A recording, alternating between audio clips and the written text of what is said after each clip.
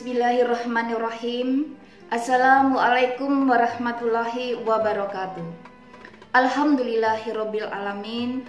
Asyhadu alla ilaha illallah wa asyhadu anna Muhammadar Rasulullah. Allahumma sholli ala sayyidina Muhammad wa ala ali sayyidina Muhammad.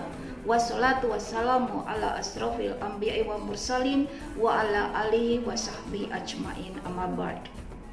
Puji syukur kehadirat Allah Subhanahu wa ta'ala yang telah melimpahkan kenikmatan, keberkahan, kekuatan, kesehatan lahir dan batin kepada kita semua, sehingga kita bisa melaksanakan ibadah puasa di bulan Ramadan dalam rangka penghambaan diri kepada Allah Subhanahu wa ta'ala.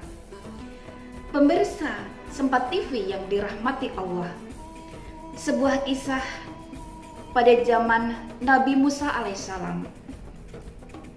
Sepasang suami istri, mereka dalam kondisi yang sangat miskin, namun menerima dengan penuh kesabaran. Suatu hari, istrinya berkata kepada suaminya, "Wahai suamiku, bukankah Musa adalah seorang nabi yang bisa berbicara dengan Robnya?" Suami itu menjawab, "Iya benar."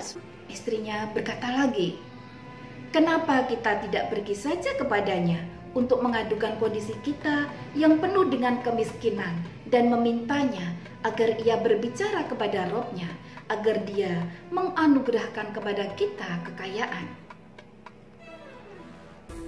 Sang suami menghadap kepada Nabi Musa. Lalu Nabi Musa bermunajat menghadap kepada Allah Subhanahu wa ta'ala, menyampaikan keadaan keluarga tersebut.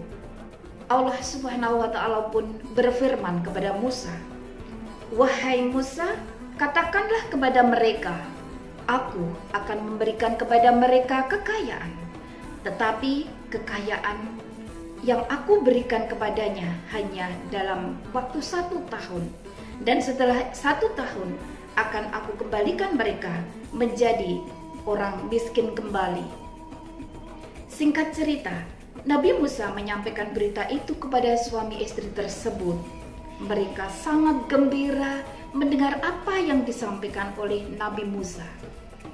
Beberapa hari kemudian datanglah rezeki berlimpah pada sepasang suami istri itu, sehingga menjadi orang terkaya pada masa itu. Sang istri sadar akan keberadaannya dengan kekayaan ini hanya dalam waktu 1 tahun. Maka sang istri meminta kepada suaminya dan berkata, "Wahai suamiku, selama 1 tahun ini kita akan memberi makan orang-orang miskin dan menyantuni anak-anak yatim, mumpung kita masih punya kesempatan, karena setelah setahun kita akan kembali miskin." Sang suami menjawab, "Baiklah, kita akan menggunakan harta ini untuk membantu orang-orang yang membutuhkannya." Mereka dengan senang hati membantu orang-orang yang membutuhkan, membangun tempat-tempat singgah para musafir, serta menyediakan makanan gratis kepada orang-orang yang membutuhkan. Hari demi hari, bulan demi bulan, masa 1 tahun telah mereka lewati tanpa mereka sadari, sehingga melebihi dari 1 tahun. Nabi Musa pun heran melihat keadaan mereka yang masih tetap kaya meskipun lebih dari 1 tahun. Kemudian Nabi Musa bertanya kepada Allah Subhanahu wa ta'ala, "Ya Rob, bukankah engkau berjanji memberikan mereka kekayaan hanya 1 tahun saja? Kemudian setelah itu engkau akan kembalikan mereka pada kemiskinan seperti semula?" Allah berfirman kepada Musa, "Wahai Musa, aku telah membuka 1 pintu rezeki kepada mereka, tetapi mereka membuka beberapa pintu rezeki untuk hamba-hambaku. Wahai Musa, maka aku titipkan lebih lama kekayaan itu kepada mereka. Wahai Musa, aku sangat malu jika ada hambaku yang lebih mulia dan lebih pemurah daripada aku. Nabi Musa menjawab, Subhanallah, Maha suci Engkau ya Allah, betapa maha mulia urusanmu dan maha tinggi kedudukanmu. Pemirsa Sempat TV yang dirahmati Allah, satu lagi kisah yang kedua yang terjadi pada zaman Rasulullah.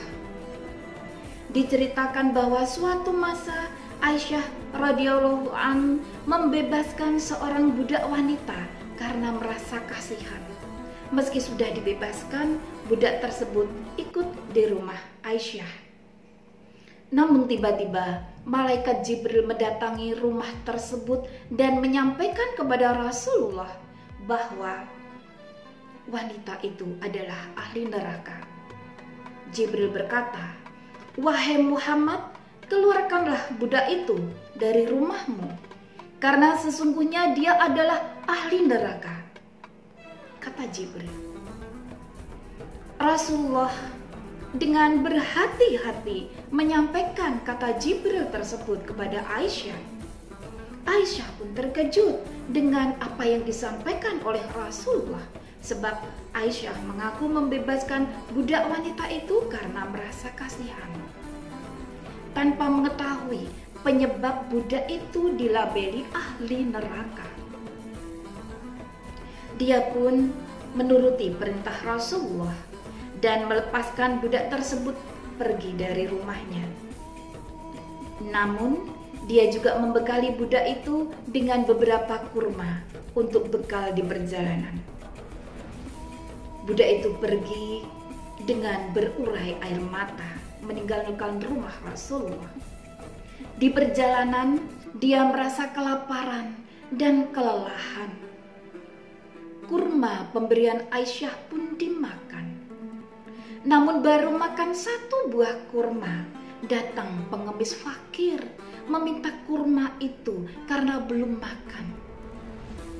Iba melihat pengemis tersebut, budak itu ikhlas memberikan semua kurma yang tersisa meski rasa lapar masih bersarang di perutnya. Tak lama kemudian, Jibril kembali ke rumah Nabi Muhammad SAW. Jibril membawa perintah ke Rasulullah untuk mengambil kembali budak wanita itu untuk tinggal di rumahnya.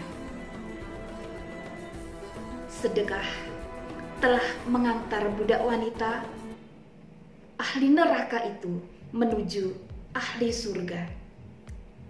Hikmah dari dua kisah ini, yang pertama, sepasang suami istri yang ikhlas dan penuh kesadaran bahwa harta hanya titipan, menyadari waktu di dunia terbatas, memanfaatkan harta di jalan Allah. Harta yang kita sedekahkan di jalan Allah tidak mengurangi harta yang kita miliki. Dengan sedekah, rezeki melimpah. Hikmah kisah yang kedua, yaitu sedekah beberapa berarti tidak banyak menurut kita. Hikmahnya adalah sedekah tidak menghitung sedikit atau banyak, namun keikhlasan adalah nilai tak terhingga pada hitungan Allah. Hanya beberapa kurma yang ia ikhlaskan untuk orang yang benar-benar membutuhkan bisa mengantarkan keadaannya ahli neraka menjadi ahli surga. Tertulis dalam surat Al-Baqarah ayat 261 yang artinya, perumpamaan nafkah yang dikeluarkan oleh orang-orang yang menafkahkan hartanya di jalan Allah adalah serupa dengan sebutir benih yang menumbuhkan 7 bulir. Pada tiap-tiap bulir 100 biji. Allah melipat gandakan ganjaran bagi siapa yang dikehendaki. Dan Allah maha luas karunia-Nya, lagi maha mengetahui. Pemirsa Sempat TV yang dirahmati Allah, Ini bukanlah bagaimana menjadi orang yang terbaik, tetapi bagaimana kita banyak berbuat baik. Mari kita tumbuh kembangkan jiwa-jiwa yang ikhlas dalam sedekah. Sebab dengan sedekah hidup semakin berkah, bisa menolak bala, dimudahkan mencari rezeki yang halal. Harta yang kita sedekahkan kekal di sisi Allah, berlipat ganda pahala kita. Dan ingat selalu, sedekah itu tidak mengurangi harta yang kita miliki. Sekian dari saya, mohon maaf segala khilaf. Kesempurnaan hanya milik Allah. Wassalamualaikum warahmatullahi wabarakatuh.